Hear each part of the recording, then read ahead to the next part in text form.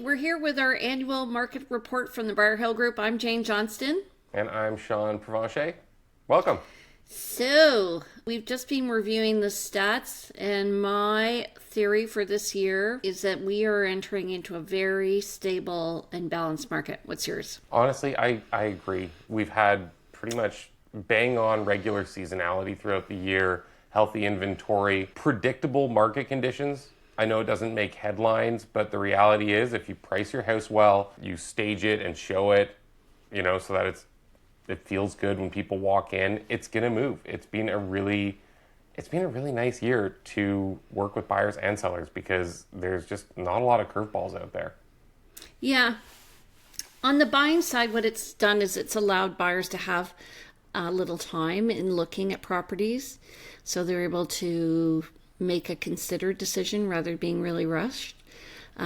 For sellers, what it's meant is they really have to dial it in on the day of listing. So we need to focus on the strategy, how we're going to move forward, and then price it accordingly. I think the days of pricing high and negotiating down are over. What do you think? Well, it's an inventory thing. Like you can get away with sloppy pricing when there's no competition, but throughout this year we've had a lot of inventory. That's kind of been the theme of 2025 is there's lots of homes for sale. So you're entering a contest, you need to enter with the mindset to win if you're going to list your home for sale. And what that looks like is choosing the right price and getting your home to a place where it shows really well. Period. Otherwise it's just not going to move. Okay, well, I do have the inventory information right here, so let's just take a quick look at it. So total active listings, we can see seasonally we're down just under 2,500, and this is up from last year.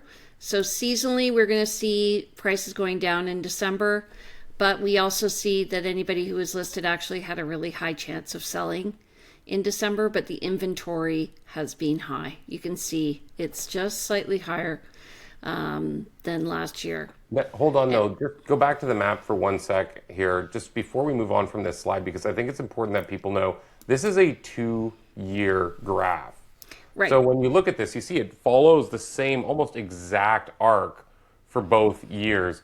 Last year was the first year that we really got back to regular seasonality after COVID. So when you see like the numbers go back to the top graph where it shows just the listings, Jane. When you look at this one, it looks really dramatic. But this is normal. This is what a normal market does. It starts out with lower inventory. People tend to pull their home off the market around the holidays. We saw that again this year. It builds up through the spring, cools off a little bit in the summer, and then it shoots back up. So this is what we want. Right. So also what it does is it shows you the runway for a listing.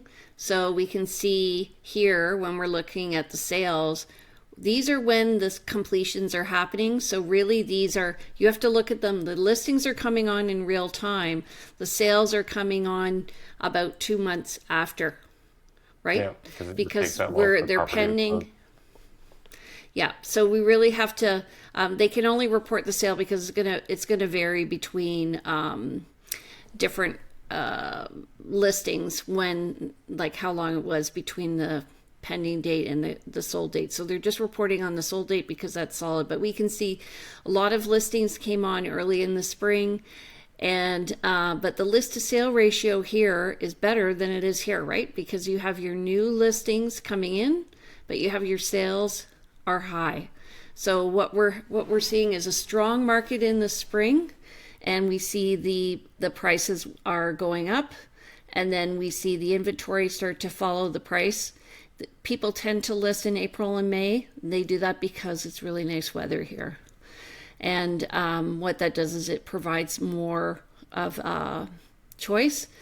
And then they usually try and I think get in early June for that spring market. And then we have a little bump in the fall, exactly what you're saying. So generally August, September, and those completions are generally trying to finish, I would say, before November. But if you are listed past then, you do have a good chance of selling, just because anybody who's buying or selling at that point is motivated. And tell me about this chart. Well, this is the sales to active listings ratio. So this shows how much of our inventory is getting picked up every month. We've seen things kind of floating anywhere from, to 20% is kind of being our median line. If you look at it, that's the bottom line on the graph. Honestly, we are squarely in a balanced market. We have been throughout the course of the year. It's varied a little bit, but generally speaking, like there hasn't been one side at the table that's felt like it really had favor. If a listing's overpriced, it doesn't get any attention. When a buyer comes to the table, depending on how long it's been on the market, they expect, they'll either expect to pay close to asking or they might negotiate a little bit. It really is being, honestly, just a pleasant market to work in. Right. It does depend on what the product is that you're selling. In single family homes over the past years, we are seeing it hovering around the 1.25 mark. And we've had a couple of bumps up in the spring market this year in April and then again in October. But generally, we're hovering around the 1.25 range. Condos, they seem to have gone up, which is really surprising to me because our inventory in condos is so high right now. And then townhouses have also remained pretty steady. So they're around the 8.5, 850,000, sorry, not 8.5. So just, it's interesting to me when I look at this. It says to me if I were to look back 20 years, I would be looking, I think, essentially flat lines. What do you think? How do you mean? I mean, I would be looking at a flat line of pricing over time for the past year and a bit of just Oh, yeah. very steady. Yeah, it's been very steady. One thing I'll say too is like when we look at the report, there'll be sometimes one segment of the market will stick out a little bit, but that's often just because it's a really small sample size. Like we had about 350 sales in December for everything. That's townhomes, that's detached, that's, condos all combined. I was just trying to find it. For condos, we had a total of 100 sales. So this is not a big sample size. If there's a couple larger sales that take place, that can move the number pretty quickly. So, like, people often will look at the report and they'll make some grand assumption based on 1 month of data, but we're not a huge marketplace. It's only 1 month out of the year. Seasonality is affecting this. Buyers' personal opinions on things are affecting this. The size of properties that happen to get listed and sold that month are affecting things. So it's like, honestly, it's been really flat. One interesting thing, though, is a lot of people's BC assessment went down this year. Oh, I haven't looked at it. Has it come out already? Yeah, it just came out, and depending on the property that you're in, some of them have gone down. I think mine went down about 1%. Okay. Well, I mean, definitely people should be talking to their realtors about their assessed value. Interestingly, I have a client who used to work for BC Assessment, and they've just recently had a policy change, and anybody who'd been with them over 10 years was let go. So there's going to be a changing of the guard in BC Assessment. I'm not sure exactly what that means. Here's a question for you. Is assessment related to list price or sale price? No, it's an imaginary number they come up with to charge taxes. It's interesting. I mean, they're looking at a big swath of properties and they're generalizing based on the property types, detached, townhome, whatever, and square footage and very basic statistics, number of bedrooms, stuff like that. They don't know what's inside the house, right? So you could have a house that's falling apart, it's full of rats, and you have another house next door that the owner's done a ton of upgrades. None of that factors in. So it can be really misleading for people. Well, what's interesting is when I was talking to this person, they were saying that some people actually appeal their assessed value if they know they're going to sell because they want their assessed value to reflect a higher price because they perceive that buyers are looking at it. But that may be true, and I do think there are people who look at it. It's a ballpark figure, as you said. If I were to throw a dart in my community and say, well, that one's 1.6. I went into a house the other day and, they had no work done in their property. It had a bit of a view of the ocean like this. But there's no way that house was priced around 1.6. And then others I go in and it's all done and beautiful. And the owners have taken amazing care of it. So in that case, it might be worth more, maybe like 2 million, I don't know. So it all is dependent on how you take care of your house. That's what people do when they come in. So what I do with sellers is I prepare them ahead of time. I give them the listing so they can see what's going on. They can see the fit and finish of the houses that are selling. They can compare it. And I know if they're not looking at it, that we're going to have a problem if an offer comes in because they're unrealistic. So I think this just comes down to a general conversation of like, how detailed and specific should you be when you're choosing the price on a home? This is like one of the biggest investments that any average person will acquire and then dispose of later in their life. So the idea of using generalities like an assessment that gets populated by people and machines that have never seen your home versus having a professional of some kind come in and review your home in person and then compare it with other recent sales. Like it's a huge difference. It's the same thing when people determine what they think their home should sell for by using House Sigma, or they decide what to offer on a listing that they're considering purchasing by looking at average list to sale price ratios and saying, oh, you know what, this last month on average property sold for 2% under their asking price, so we should start at 4% under and get 2% under. Well, that's not a very smart strategy if you're looking at a property that's 10% over market value, right? So like, right. You can't just work off generalities. They can be useful to give you an idea of market trends. That's where it stops. It's like 10% of your decision making max. To me, it's a very iterative process. So when you're looking at the list price of your home, you want to look at BC assessment because that's going to tell you one value that other people are looking at.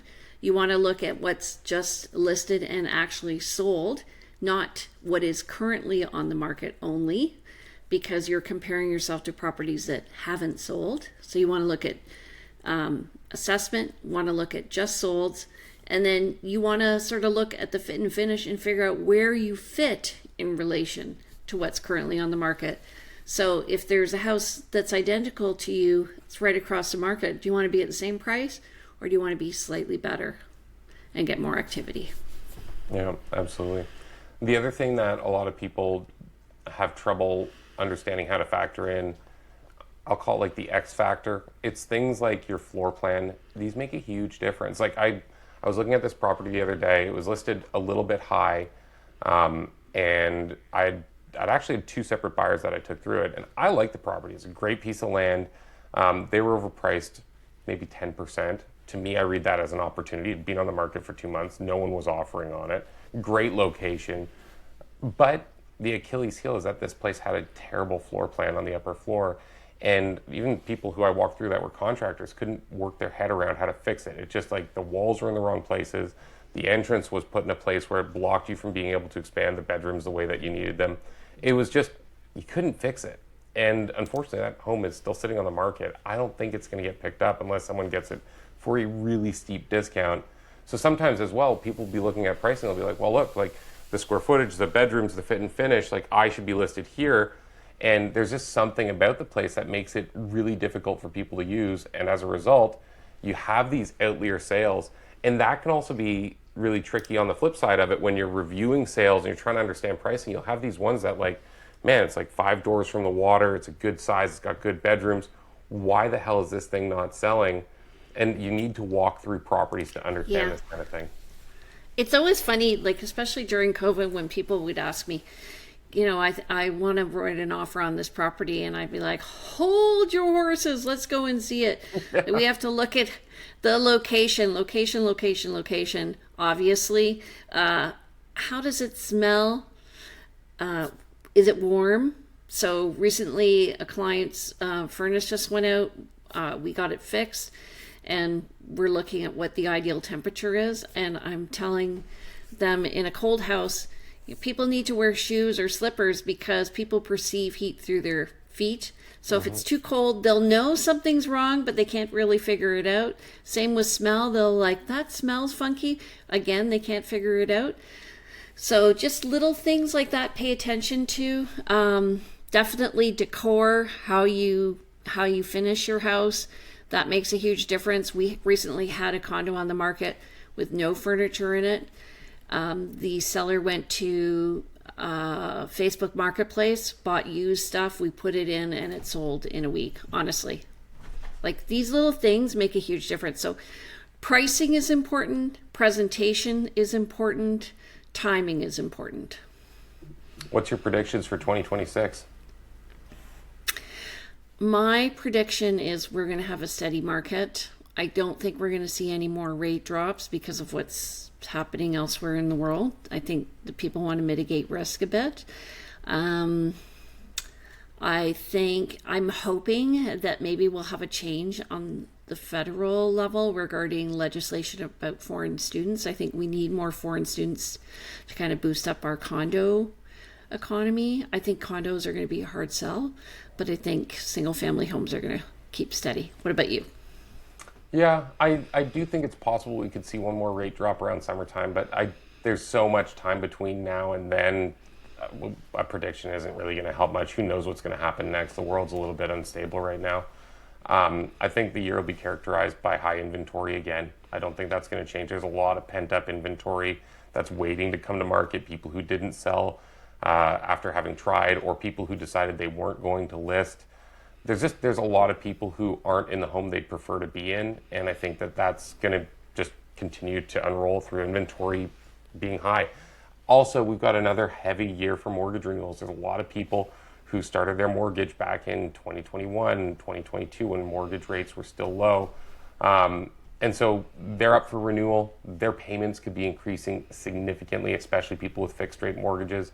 That could come as a real blow. And normally, like mortgage rates take 6 months to have an effect on the market, but I think renewals will happen a lot quicker because it's an ideal time to have your home sold. And also, people are already kind of stretched. Inflation's being really tough on a lot of people. So if you're already stretched, you don't really have the bandwidth to like tough it out for 6 months and try to see it through the hump. So yeah, I think we're going to see a lot of inventory. I don't think we're going to get a lot of price growth. We might get a point or two, but I don't think we're really going anywhere. I think we're going to just sit flat. So we personally just went through a mortgage application and approval, and what happened was we got notification of a completion in a very short period of time, and you would not believe the amount of hoops that I had to walk through, jump through, swim through, glide through, like Somersaults. Pardon? Somersault through. It was crazy to get an approval, and I have I'm responsible. I have a good credit rating. So I was shocked. And the detail that they wanted. They wanted to know what the account was that the mortgage was going to be drawn upon and all this stuff. So it was interesting. It just made me realize, I call that empathy training. When you go through a mortgage renewal or you get an appraisal, that, you really are putting yourself in the shoes of your clients and just realizing it's not as easy as it was during COVID. A lot of people waive financing. You cannot do that right now. No, absolutely not. It's not all doom and gloom, though. One thing that I was looking at in the market report is our high water mark was in the 1,335-ish range. 1,335,000 was in like 2021. That came down in 2022. It came down again in 2023. 2024, it started to come back up. And this year, our average price for single family detached was 1,305,000. So we've come back about halfway from the gap that we created when interest rates started coming up. And I'll just say it too, when you look at Canadian stats, especially things centered around Toronto, Vancouver, and Calgary, like our more volatile, larger urban markets, like they're really scary. And Yeah. we've done pretty well in Victoria. We've really held our value comparatively. Yeah, despite even having a 2-month strike with the BCGEU. Yeah. Yeah. Or we have done relatively well. I think we're in a bit of a protected market, maybe less so with the change regarding the students. On a little island. We're on a little island. Yeah. Yeah. But we have government, we have colleges and universities, we have growth, new housing starts. A We lot have of limited land. lifestyle-driven buyers on Vancouver Island on a whole, and especially in the Greater Victoria area. A lot of lifestyle-driven purchases. People are moving out here for the job. They're moving out here because they envision a better life living here. So that Yeah. doesn't change with the economy. And the biggest difference between COVID and now is when people were looking to live here for lifestyle during COVID, there were no houses for sale. Now we have choice. So it's a good time. I think it's a great time to move up the market. I think we've seen a little bit of compression in pricing. The higher level has come down. We have more choice at the lower level. So I think it's a good time if you want to right size your living. So move into the right home, find the home that you like, the layout. I've been talking to a lot of clients about that lately. Yep, agreed. So that's it. Here we go, 2026, everybody. Woohoo! Can't wait. Party on. Thanks for watching. All right, see you next month. Bye.